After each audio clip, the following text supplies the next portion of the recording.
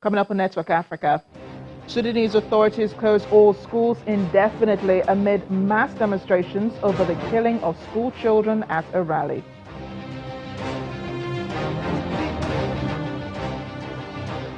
Speaker of the U.S. House of Representatives Nancy Pelosi gives an emotional address to Ghana's parliament.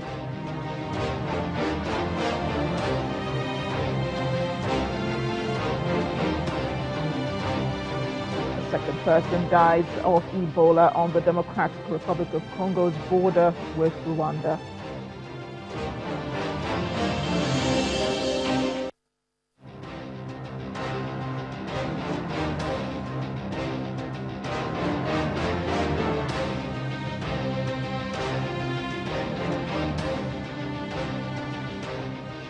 Hello and welcome to the program. I am Amarachi Ubani.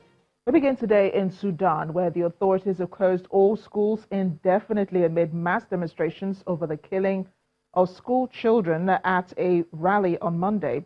According to the state's news agency, the ruling military authorities ordered schools nationwide to close their doors from today. On Tuesday, protesting students gathered in cities, including the capital Khartoum, to protest against the killings. 5 people died in North Kordofan State on Monday. 4 of them were school students. Dozens more were injured after snipers and other gunmen opened fire on a protest in El Obeid over fuel and bread shortages. Meanwhile, a court in Sudan has postponed deposed President Omar al-Bashir's corruption case. Reasons are still unclear, but there are speculations that the detained ex-president's lawyers had asked for the case to be suspended because of his aggravated psychological well-being following his mother's death 2 days ago. Mr. Bashir was arrested soon after the military overthrew him in April. VOA's Naba Muideen joins us live on the program now to talk to us more about what's going on in her country. Naba, first of all, how are people in Sudan reacting to the postponement of the trial of Omar al-Bashir? Demonstrations erupted after the killing of the school students. The school students in different ages all over the country went out to demonstrate against the killing of Al-Ubaid school students and to condemn the TMC not putting the blame on any security forces. So yes, demonstrations are bigger, and tomorrow there is a call for a million-person march calling for the justice and immediate investigation for Al-Ubaid event. Well, since you're talking about the schools and the protests going on, we understand that schools will be open until the government says so following the mass demonstrations that happened on Monday where some of these students were killed. Isn't that counterproductive in the long term, considering the fact that these students will now have more time to be on the streets? Eyewitnesses, RSF troops are responsible of the killing of the protesters. But TMC said that RSF is not involved in the killing, and they didn't name any security forces that are responsible of the killing. So this is why people think that justice will not be brought soon, and this is why they called for the million-person march, because they think that the killing will not stop as long as TMC is not putting anyone on trial or naming any security forces that are responsible of the killing of the protesters since June the 3rd until now. Naba, people still don't have any trust in the present government or the interim government. But do we have any idea then who is responsible for these killings, and what else are authorities doing to ensure that justice is served? Actually, Sudanese protesters are not reacting to any news related to Omar al-Bashir trial. Right now, they think the issue is bigger than this. The political change and the instability in Sudan. They are so angry with the killing of the protesters and not providing anyone for trial and putting the blame on the shadow troops, which is something for the protesters is insane. So right now the streets and the protesters are not reacting to Omar al-Bashir news, and they are not protesting. Thanks a lot, Naba, for speaking with us on Network Africa. We're in Egypt now. 130 inmates at a prison in Cairo have been on hunger strike for more than 6 weeks to protest against inhumane conditions and the denial of family visits. That's according to rights group Amnesty International, which says authorities at Al-Akrab maximum security prison in southern Cairo have retaliated against the detainees by beating them and applying electric shocks with tasers.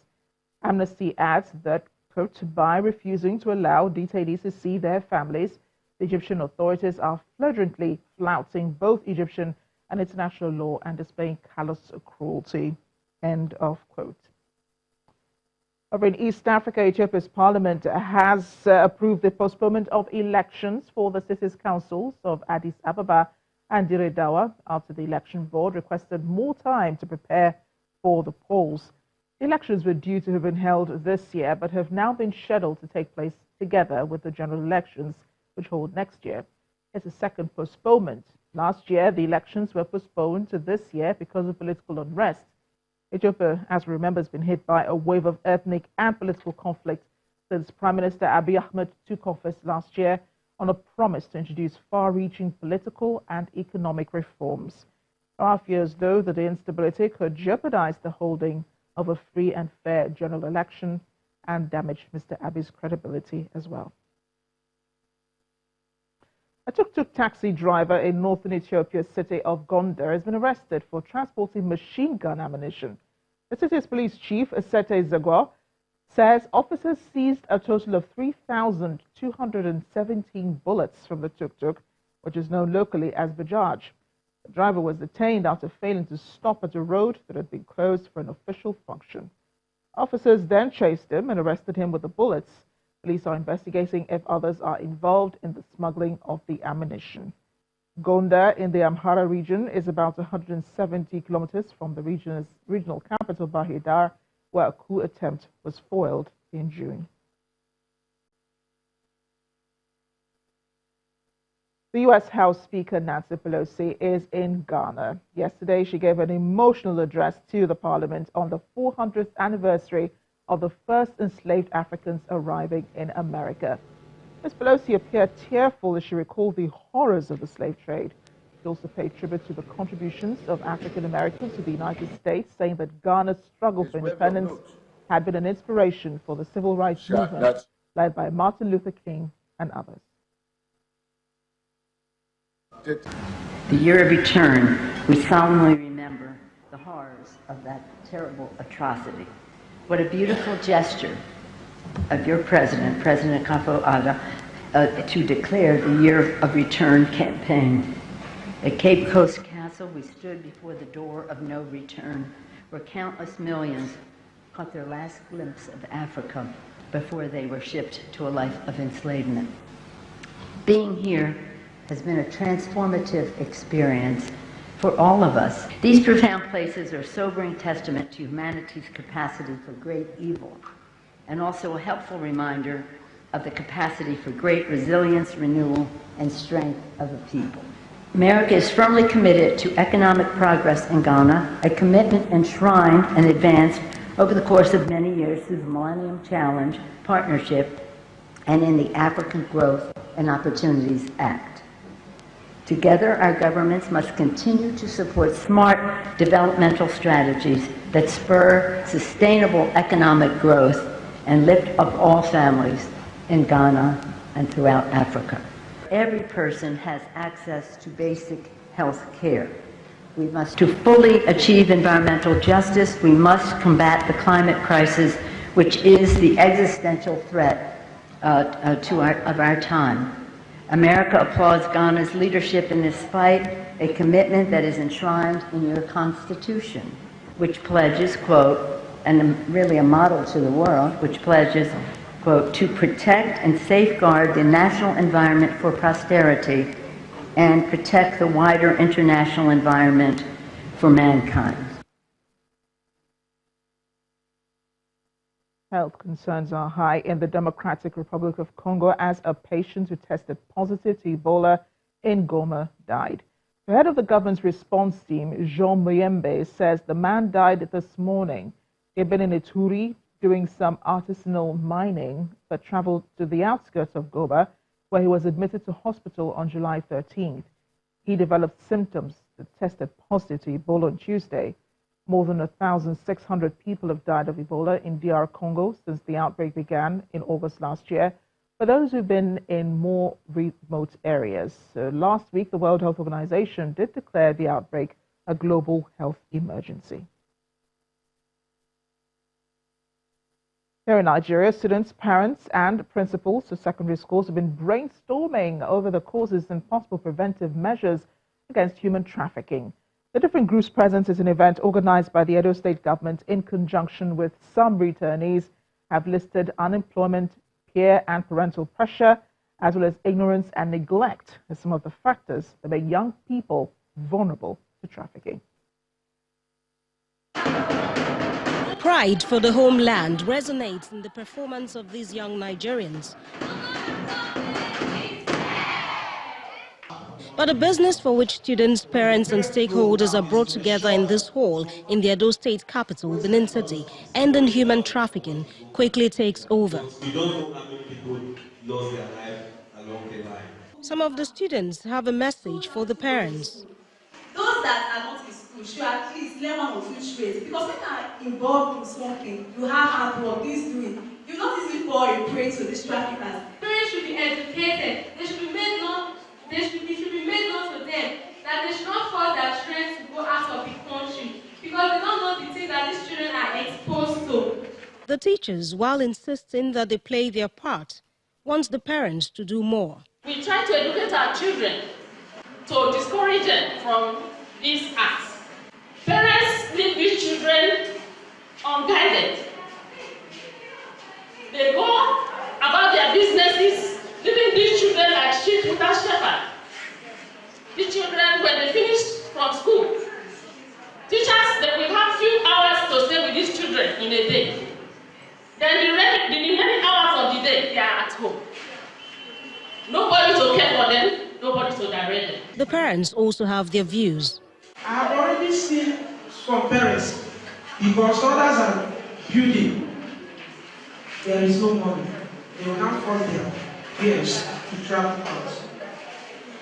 It is not fair. They should stop it, because when you are pushing your daughter, you don't know.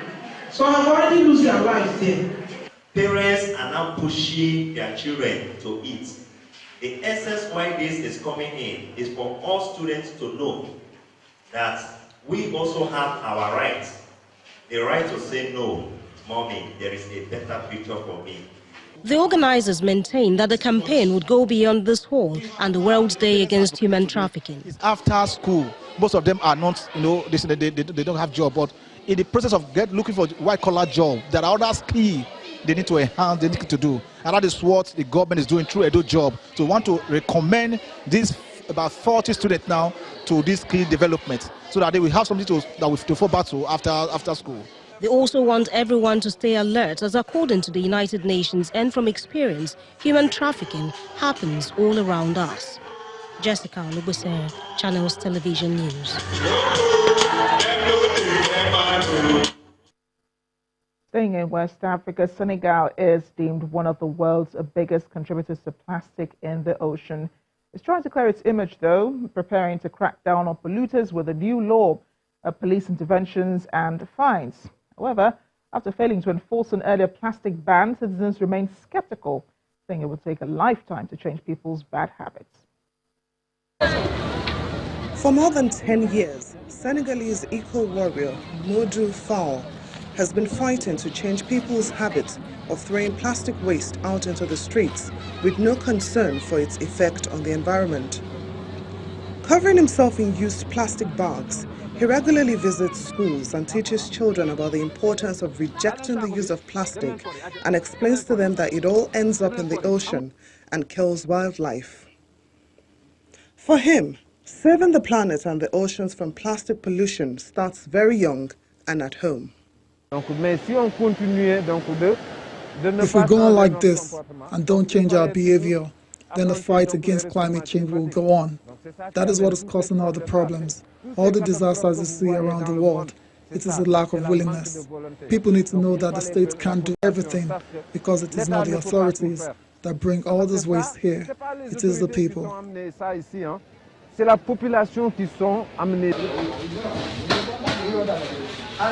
At stake in Senegal is the fact that the government did ban the single use of plastic bags of less than 30 microns in 2015, yet it continues to be an integral part of the urban landscape, flying around in the streets of major cities in Senegal, entangled in bushes and littering the beaches and coastline of Dakar. They are widely used by small vendors, sandwich shops and street canteens, markets and even the supermarket vegetable and cheese counters. Environment Minister Abdul Karim says all admits this month that the government had failed to apply the law. C'est vrai. There was a delay when the law was voted, a delay given to importers, a delay given to producers, but also to everyone in the industry, the resellers and so on. But we have deemed it necessary to speak to the people, to make them aware of the negative impact of plastic on our environment. Aux importateurs, un délai qui a été donné aux producteurs.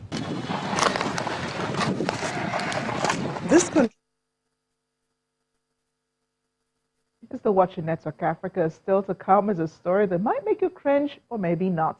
South Africa's first insect restaurant opens in Cape Town. Stay with us.